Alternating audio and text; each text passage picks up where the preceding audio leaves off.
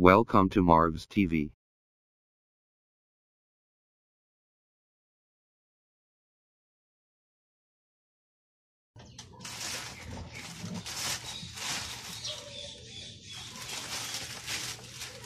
Buksan natin tong binili kong Wi-Fi Smart TV box. Wi-Fi or Internet Smart TV box na bili ko sa Lazada. So halagang 700 pesos. So open na natin para matesting na.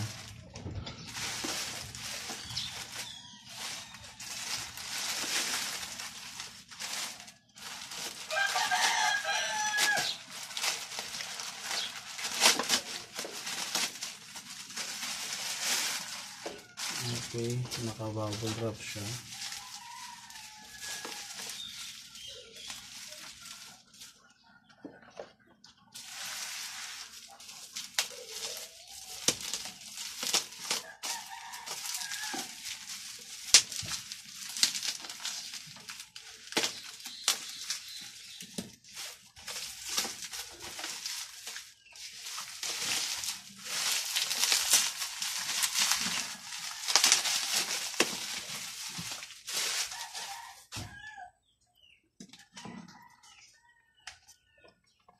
Ito yung laman niya. Mayroon siyang keyboard. At saka ito yung TV box niya.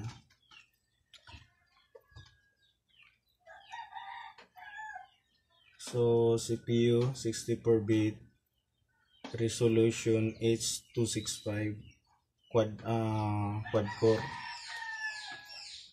So open na natin.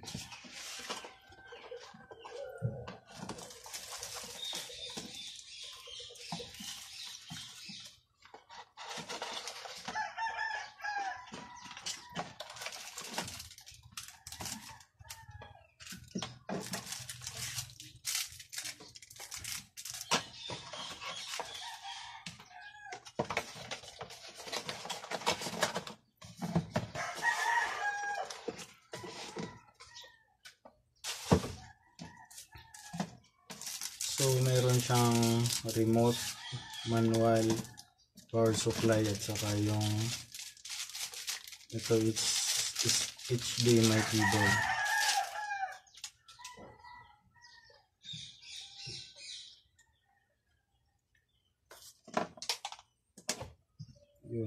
HDMI keyboard. Ito yung keyboard niya, mini keyboard. So may kasama siyang mini keyboard. Connector niya. Ito, napaka-cute na keyboard. Meron din siyang manual.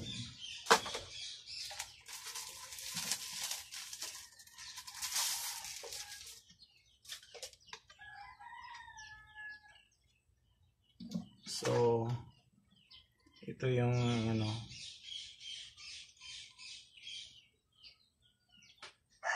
included sa box. MXQ Pro 5G 4K. So meron siyang connectors niya, yung mga socket niya. Meron siyang para sa power, para sa internet, para sa HDMI, para sa audio video, at saka isang socket, at saka USB port. Meron pa ditong USB port. So 4 na USB port. Meron din siyang para sa memory yata to, or slot lang. Tanggalin natin yung plastic.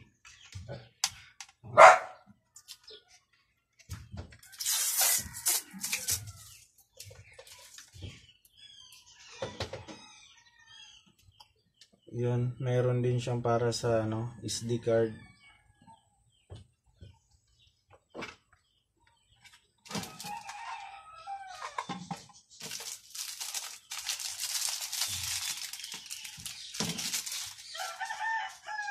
Ito, kailangan natin ng dalawang triple E na battery.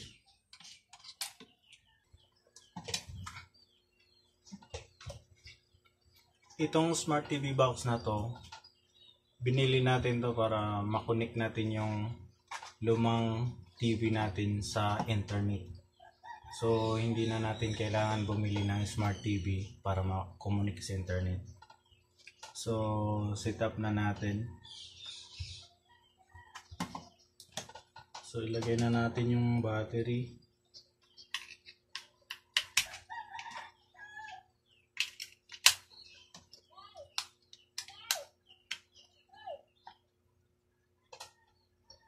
And then, HDMI cable.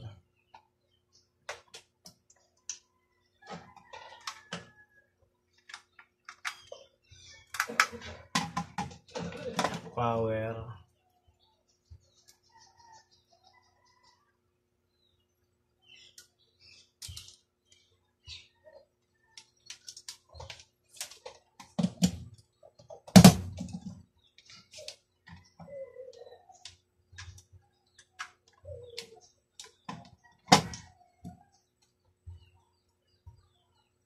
Keyboard. So, sa USB 1 natin siya ilagay.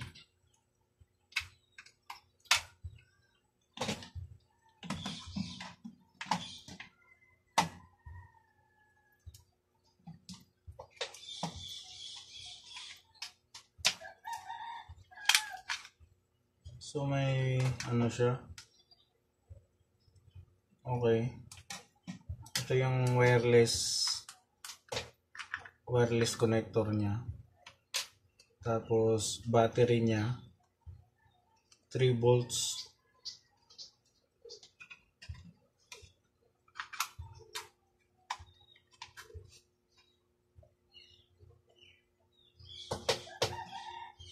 So ito yung USB port niya, charger niya.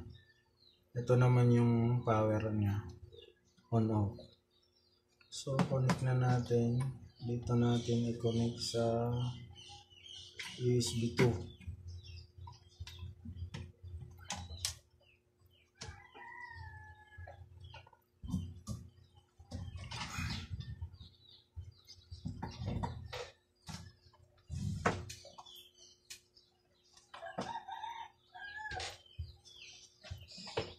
Ito yung lumang TV natin. So try natin dito sa HDMI niya kung gumagana pa ba to.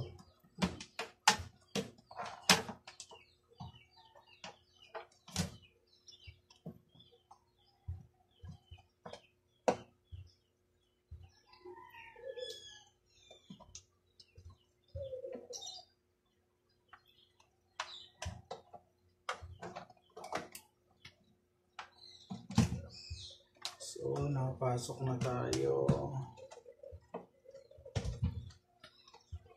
Sabihin natin.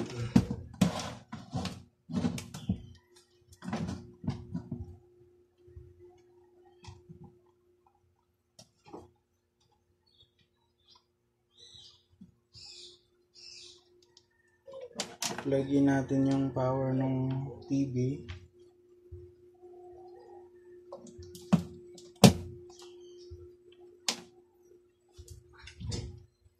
Okay.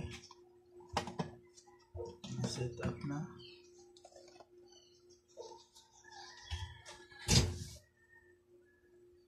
So,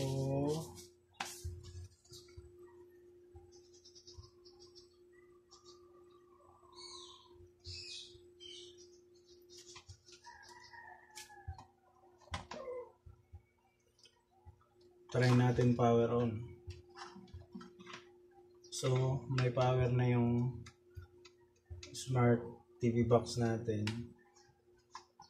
Yung TV natin, on natin.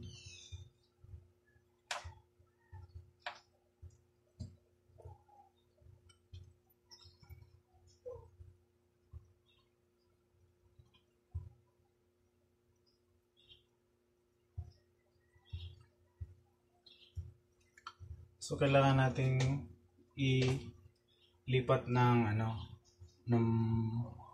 source. Kailangan naka HDMI siya.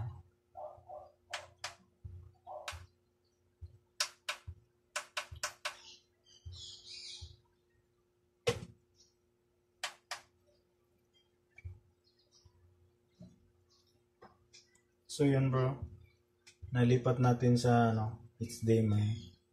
So ito yung niya, connected na siya. So try natin pag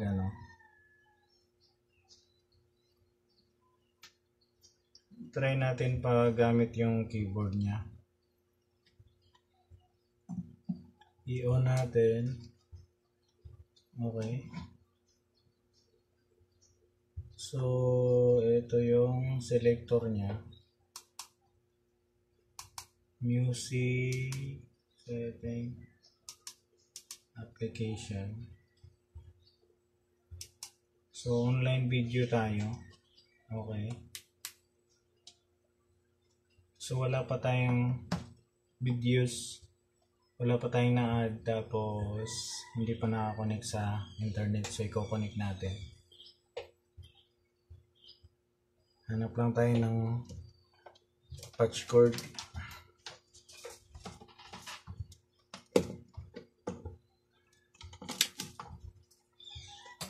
So, connect natin.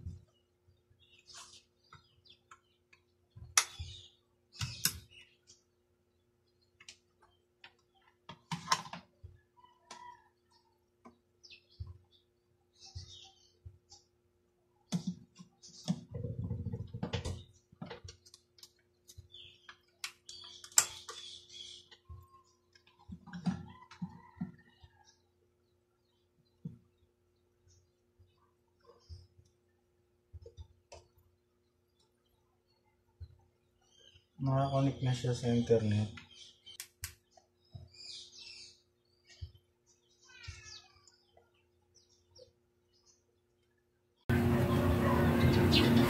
Yan mga bro, punta tayo dito sa YouTube. So hanapin natin yung mga application. Okay, eto. So enter natin application, punta tayo sa YouTube, enter.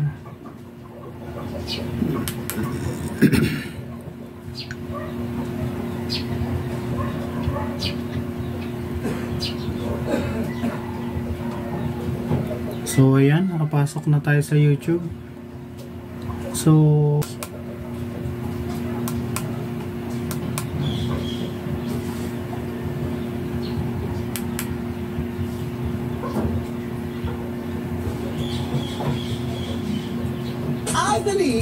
okay na, naka-connect na tayo. So back tayo dito, try natin hanapin yung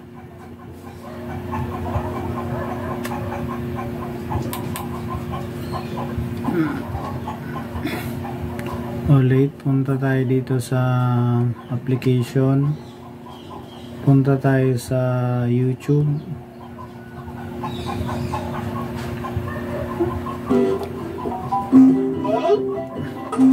Please support my channel. Subscribe.